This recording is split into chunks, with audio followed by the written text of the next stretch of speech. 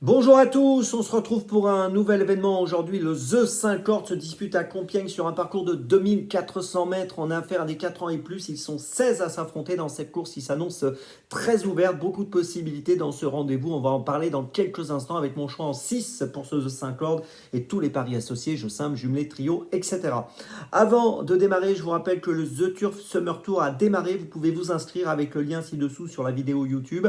Et si vous êtes déjà inscrit, eh bien rejoignez les réseaux sociaux de The Turf pour gagner des bonus Turf ou des cadeaux avec le The Turf Summer Tour.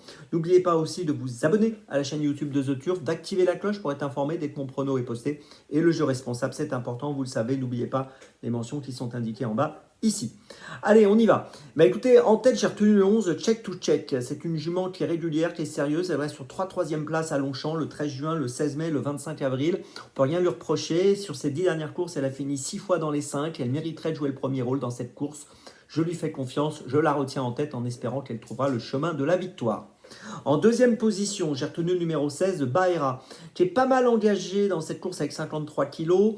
Au niveau du poids, elle a été absente entre octobre et mai. Elle a effectué une rentrée correcte à Dieppe au mois de mai, deuxième sur 2200 mètres. Depuis, elle a terminé quatrième à Saint-Cloud le 21 juin sur 2400 mètres. Si tout se passe bien ici, je pense qu'elle est capable de s'immiscer sur le podium.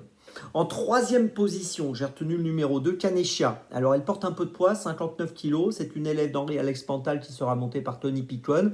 Sur ses 10 dernières courses, elle a fini 8 fois dans les 5. Cette année, elle n'est pas sortie des 3 premiers. 4 courses, 4 fois sur le podium. Elle vient de finir 3e à Chantilly au début du mois de juin, 2e à Lyon-Paris au début du mois de mai. Je lui fais confiance malgré son poids. Je pense qu'elle est capable de jouer un premier rôle. C'est la favorite au moment où je vous parle.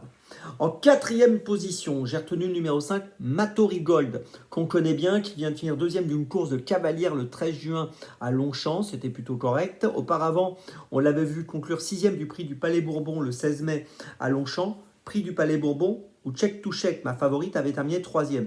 Donc sur la foi de cette ligne, je pense que ce numéro 5, Matori Gold, peut s'emparer d'une 3, 4e ou 5e place dans cette course. En 5e position, j'ai retenu le 13, Rodena.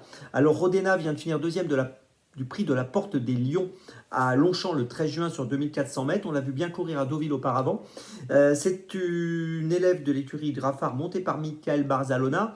Si on prend ses 10 dernières courses, elle a fini 7 fois dans les 5. Mais surtout, ce matin, elle est très jouée. Et j'étais assez surpris par l'évolution de sa cote durant cette matinée. Et donc, je m'en méfie beaucoup. Attention à elle.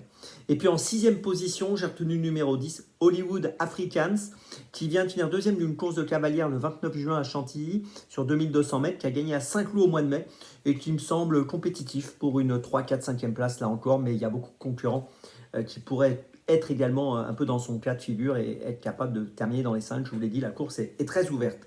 Je vous résume mon choix donc en 6 pour ce The 5 cordes.